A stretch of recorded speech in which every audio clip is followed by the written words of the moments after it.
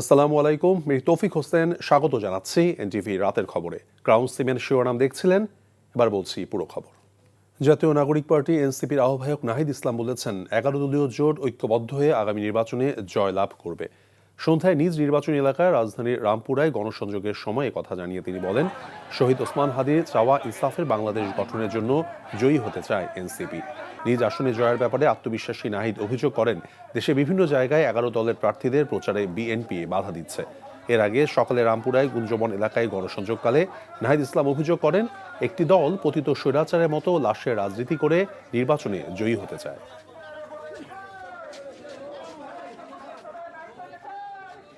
আমরা যত প্রতিকূলতাই থাকুক, আমরা শক্ত হাতে সেটা মোকাবেলা করব এবং জনগণকে সাথে নিয়ে, আমরা জুলাই প্রজন্মকে সাথে নিয়ে, আমাদের মা বোনদেরকে সাথে নিয়ে 12ই ফেব্রুয়ারি বাংলাদেশে আমরা গণতন্ত্র, ইনসাফ এবং দেশের মানুষের ভোটাধিকার আমরা প্রতিষ্ঠা করব।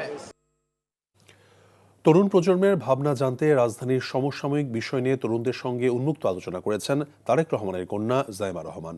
আলোচনায় উঠে আসে চিরায়ত ঢাকার নাগরিক সমস্যা, শিক্ষায় বৈষম্য এবং পরিবেশ সহ বেশ কিছু গুরুত্বপূর্ণ বিষয়। আরও জানাচ্ছেন ওবায়দুল্লাহ মামুন। আগামী নির্বাচনে 4 কোটিরও বেশি তরুণ ভোটার সরকার গঠনে গুরুত্বপূর্ণ ভূমিকা পালন করবে। তাই নির্বাচন সামনে রেখে তরুণদের মতামত ও ভাবনা জানতে নিয়মিত বৈঠকে মিলিত হচ্ছেন বিএনপি চেয়ারম্যান তারেক রহমানের কন্যা জাইমা রহমান। এটাই হচ্ছে এই ট্রাফিকের কারণে, আদারওয়াইজ এত প্রবলেম হয়তো থাকার কথা না। রাজধানীর বনানী ডিওএইচএস মাঠে জাতি গঠনে তরুণদের ভূমিকা জানতে চায়ের আড্ডায় বসেন জাইমা রহমান। জানতে চান দেশ নিয়ে তাদের ভাবনা। মানে very energetic, inspirational, very brilliant এই যে তরুণরা যারা আছেন, এটা নতুন, পার্সোনালি আমি নতুনভাবে দেখছি। কারণ খবরেও যখন টিভিতে দেখি, নাহলে খবরের কাগজ খুলে দেখি, আপনাদের মতো ওরকম মানে মানুষদেরকে হাইলাইট করা হয় না। It's very much sort of যেন হয়তো বা একটু অফ এ সার্টেন এজ, আমাদের মা বাবার বয়সী, কিন্তু আপনাদের মধ্যে যে এত মানে আইডিয়াস আছে, এনার্জি আছে, এত কিছু করার মানে ইচ্ছা। যানজট ঢাকার সবচেয়ে বড় সমস্যা উল্লেখ করে তরুণরা তা উত্তরণে বিএনপির পরিকল্পনার বিষয়ে জাইমা রহমানের কাছে জানতে চান।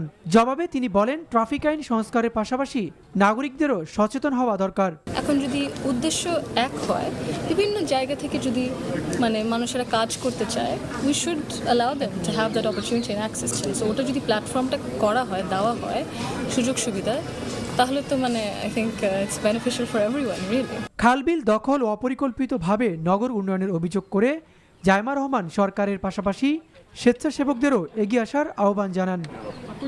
Obaidullah Mamun, NTV news, Dhaka. নির্বাচনে সহিংসতার ঝুঁকি রয়েছে জানিয়ে টিআইবির নির্বাহী পরিচালক ডক্টর ইফতেখারুজ্জামান বলেছেন, মব সন্ত্রাস নিয়ন্ত্রণ করতে না পারলে সুষ্ঠু নির্বাচন আয়োজন বাধাগ্রস্ত হবে। রাজনৈতিক দলগুলোর নোট অফ ডিসেন্টের কারণেই জুলাইয়ের সনদ দুর্বল হয়েছে উল্লেখ করে তিনি বলেন, অন্তর্ঘাতের শিকার হয়ে লক্ষ্যভ্রষ্ট হয়েছে সরকারের সংস্কার প্রক্রিয়া। রিপোর্ট আরও জানাচ্ছেন শফি মাহমুদ সাগর। কোনো উদ্যোগ নেওয়া হয়নি।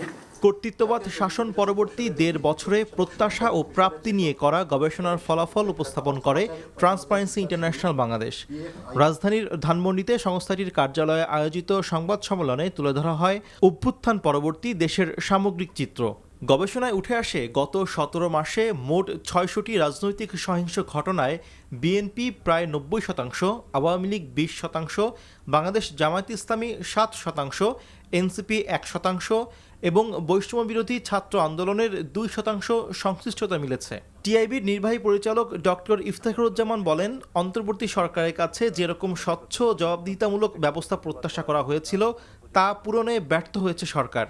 বলেন, গণমাধ্যমের স্বাধীনতা প্রতিষ্ঠা, কর্মী এবং প্রতিষ্ঠানের নিরাপত্তা দিতেও পর্যাপ্ত ব্যবস্থা নেওয়া হয়নি।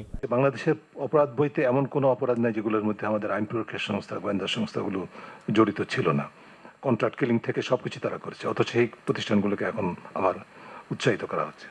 বাট হ্যাভিং সেড দ্যাট, ওই পরিবেশটা সৃষ্টি করা হয়েছিল কর্তৃত্ববাদের সময়। আমাদের সকলের ধারণা ছিল যে জুলাই আন্দোলনের সাফল্যের একটা সুফল হবে যে এই যে ভয়ের পরিবেশ সৃষ্টি করা গণমাধ্যমের বিরুদ্ধে, সেটাকে মিউজিয়ামে পাঠানো হবে, কিন্তু সেটা হলো না। জুলাই অভ্যুত্থান থেকে রাজনৈতিক দলগুলো কোনো শিক্ষা নেয়নি উল্লেখ করে তিনি বলেন, তফসিল ঘোষণার পর রাজনৈতিক সহিংসতা নির্বাচন নিয়ে উদ্বেগ বাড়াচ্ছে। বাংলাদেশে যে মবের বিষয়টা কিন্তু শুরু হয়েছে সরকারের ভিতর থেকেই। এবং সেই মব শক্তির কারণে কিন্তু সরকারের সেই নৈতিক ভিত্তি সেটা দুর্বল হয়েছে মব প্রতিরোধ করার। সেই বিবেচনা আমরা মনে করি যে এখন থেকে 12 ফেব্রুয়ারি শুধু না, তার পরবর্তী বেশ কিছুদিন পর্যন্ত সহিংসতার ঝুঁকি তো থেকে রয়ে গেছে। অন্তর্বর্তীকালীন সরকারের সময় সবচেয়ে দুর্বলতা দেখা গেছে আইন শৃঙ্খলা নিয়ন্ত্রণে জানিয়ে ইফতেখারুজ্জামান বলেন, সদিচ্ছা এবং সমন্বয়হীনতার জন্য সংস্কারের ভিত্তি দুর্বল হয়েছে। শফি মাহমুদ সাগর, এনটিভি নিউজ, ঢাকা। শেরপুরে জামায়াত নেতা রেজাউল করিম হত্যাকাণ্ডে জড়িতদের হাইকোর্ট থেকে আগাম জামিন দেয়া আইনের শাসনের পরিপন্থী, এর মাধ্যমে সন্ত্রাসীদের প্রতি অনুকম্পা দেখানো হয়েছে বলে মন্তব্য করেছেন জামায়াতের সহকারী সেক্রেটারি জেনারেল এহসানুল মাহবুব জুবায়ের। বিকেলে জামায়াতের কেন্দ্রীয় কার্যালয়ে সংবাদ সম্মেলনে গভীর উদ্বেগ প্রকাশ করে তিনি বলেছেন, এ ধরনের হত্যাকাণ্ডে দোষীদের বিচার নিশ্চিত করা না গেলে দেশে আবারও বিচারহীনতার সংস্কৃতি গড়ে উঠবে। এই ঘটনায় উচ্চ আদালতের আপিল করা হবে বলে জানিয়েছেন তিনি। জামায়াত আমিরের আইডি হ্যাক প্রসঙ্গে এহসানুল মাহবুব জুবায়ের বলেছেন, বঙ্গভবনের একটি ইমেইল ব্যবহার করে দলের আমিরের আইডি হ্যাক করা হয়েছে। এমন গুরুত্বপূর্ণ একটি জায়গা থেকে এ ধরনের অবৈধ কর্মকাণ্ড সংঘটিত হওয়া আসন্ন নির্বাচনে লেভেল প্লেইং ফিল্ডকে প্রশ্নবিদ্ধ করবে বলে মনে করেন তিনি। আমরা শহীদ রেজাউল করিমের খুনিদেরকে অবিলম্বে গ্রেফতার করে আইনের আওতায় এনে সুষ্ঠু বিচারের মাধ্যমে আমরা মনে করি তাদেরকে যথাযথ শাস্তি দেওয়া উচিত। আমরা সংশ্লিষ্ট কর্তৃপক্ষকে এই বিষয়টিকে বিবেচনার জন্য জোর দাবি জানাচ্ছি। নির্বাচনী প্রচারের সময় বিভিন্ন স্থানে 11 দলীয় ঐক্যের প্রার্থীদের উপর বিএনপি এবং আওয়ামী লীগের হামলার অভিযোগ করেছেন এনসিপি নির্বাচন কমিশন বিষয়ক উপকমিটির সেক্রেটারি আইমান রাহাত। আগারগাঁও নির্বাচন ভবনের প্রধান নির্বাচন কমিশনের সঙ্গে সাক্ষাৎ শেষে এসব অভিযোগের কথা জানান তিনি। এ সময় সন্ত্রাসীদের দ্রুত গ্রেফতার করে লেভেল প্লেইং ফিল্ড নিশ্চিত করার দাবি জানান এনসিপি নেতা। এছাড়া বিএনপির কেউ আচরণবিধি মানছে না অভিযোগ করে আইমান রাহাত বলেছেন, নির্বাচনের মাঠে প্রশাসন একটি নির্দিষ্ট দলের হয়ে কাজ করছে। নিরাপত্তাহীন পরিবেশ কোনোভাবেই অবাধ এবং গ্রহণযোগ্য নির্বাচন সম্ভব নয় বলে জানিয়েছে মঞ্চ 24। সংগঠনটি জানায়, দেশের বিভিন্ন স্থানে সহিংসতা, ভয়ভীতির পাশাপাশি সাইবার স্পেসে গুজব এবং অপপ্রচার নির্বাচনকে প্রশ্নবিদ্ধ করছে। ঢাকা বিশ্ববিদ্যালয়ের মধুর ক্যান্টিনে আয়োজিত সংবাদ সম্মেলনে মঞ্চ 24-এর নেতারা অবিলম্বে সাইবার নিরাপত্তা নিশ্চিত করার দাবি জানান।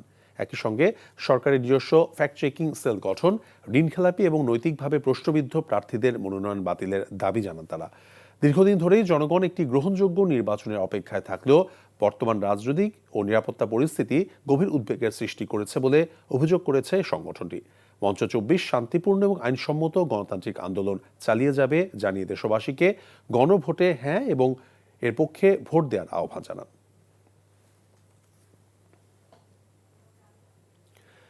বুকে পাথর চাপা দিয়ে বিএনপি চেয়ারম্যান হ্যাঁ ভোটের পক্ষে থাকার নির্দেশ দিয়েছে বলে অভিযোগ করেছেন ডাকসু ভিপি সাদিক কায়েম। তিনি আরও বলেন, গণভোটে হ্যাঁ ক্যাম্পেইন থেকে সরকারি কর্মকর্তাদের কেন দূরে রাখা হয়েছে এর জবাবে নির্বাচন কমিশনকে দিতে হবে। সন্ধ্যায় রংপুর নগরীর শহীদ আবু সাইদ চত্বরে ঐক্যবদ্ধ ছাত্র সংসদ আয়োজিত হ্যাঁর পক্ষে গণজমায়েত অনুষ্ঠানে এসব কথা বলেন ডাকসু ভিপি। এ সময় ডাকসু ভিপি মোস্তাকুর রহমান জাহিদ সহ অন্যরা উপস্থিত ছিলেন।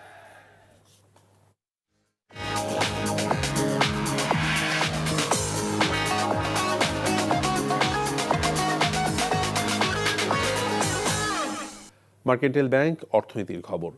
চট্টগ্রাম বন্দরে নিউমোরিং কন্টেইনার টার্মিনাল এনসিটি পরিচালনায় বিদেশি কোম্পানির সঙ্গে সম্পাদিত চুক্তি বাতিলের দাবিতে কাল থেকে 24 ঘন্টার কর্মবিরতি পালনের ঘোষণা দিয়েছে শ্রমিক কর্মচারীরা।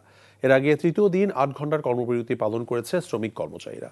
বন্দর শ্রমিকদের আন্দোলনের সাথে একাত্মতা ঘোষণা করে সকালে আগ্রাবাদে কালো পতাকা মিছিল করে শ্রমিক কর্মচারী ঐক্য পরিষদ। সংক্ষিপ্ত সভা শেষে মিছিলটি বন্দর অভিমুখে যাত্রা করলে পুলিশ বাধা দেয়। পরে বন্দর ভবনে চত্বরে গিয়ে সাংবাদিকদের সঙ্গে কথা বলেন শ্রমিক নেতারা। এই ছিল রাতের খবরে। এই খবরের ভিডিও সহ আপডেট জানতে ভিজিট করুন এনটিভি অনলাইন www.ntv.bd.com। এছাড়াও এনটিভির জনপ্রিয় সব অনুষ্ঠান এবং খবরের আপডেট জানতে ভিজিট করুন আমাদের ইউটিউব এবং ভেরিফাইড ফেসবুক পেজ।